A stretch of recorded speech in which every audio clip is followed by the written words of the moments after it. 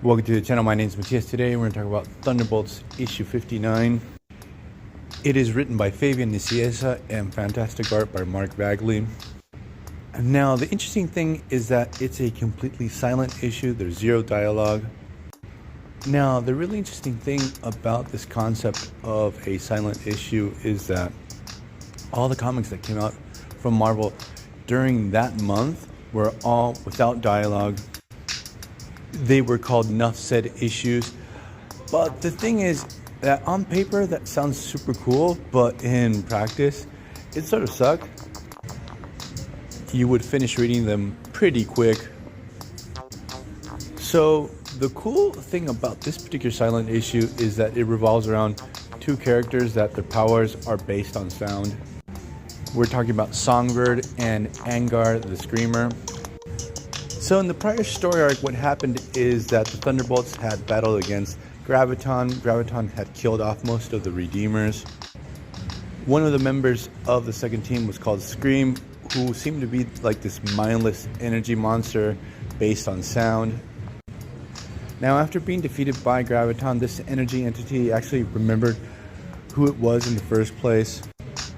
So we have the return of Angar the Screamer, a C-list villain.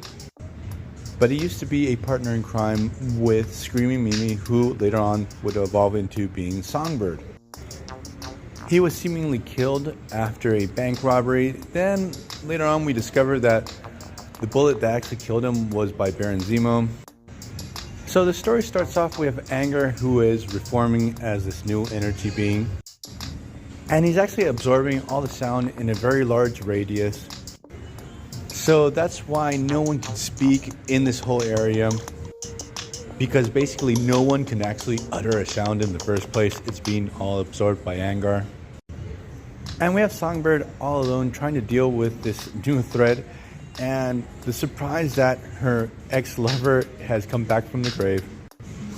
Now during this time, the rest of the Thunderbolts, I think they were teleported to Counter-Earth. I'm not 100% sure.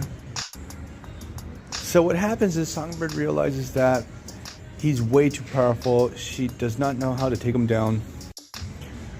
So basically what happens is Songbird realizes that her sound powers are no good against Angar. She actually voluntarily turns herself in to S.H.I.E.L.D., who had its agents scouring the area after the battle with Graviton. And she cracks a deal with S.H.I.E.L.D. to work with her scientists to stop Angar, who was at this moment starting a major rampage. So with some help, she's actually able to retrofit her collar, the one used basically to create those sound constructs that are the base of her powers. So her basic idea is to trap Angar within the collar itself and destroy it. But by doing this, she's going to basically sacrifice her powers. She's not going to have them anymore. And obviously she's very conflicted over this whole situation, because Angar the Screamer, again, used to be her lover, and now basically she has to kill him. But the thing is, he's being way too destructive and she has to do the right thing. So the story puts a lot of focus on the fact that she's doing this double sacrifice. So this also shows off how much of a hero she has become.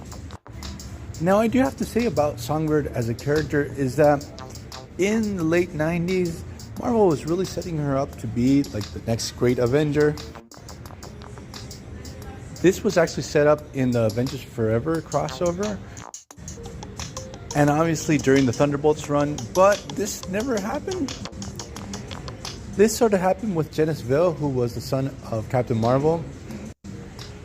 He also pretty much got the same setup and he got his own series, but then he never became this major Marvel character in the early 2000s.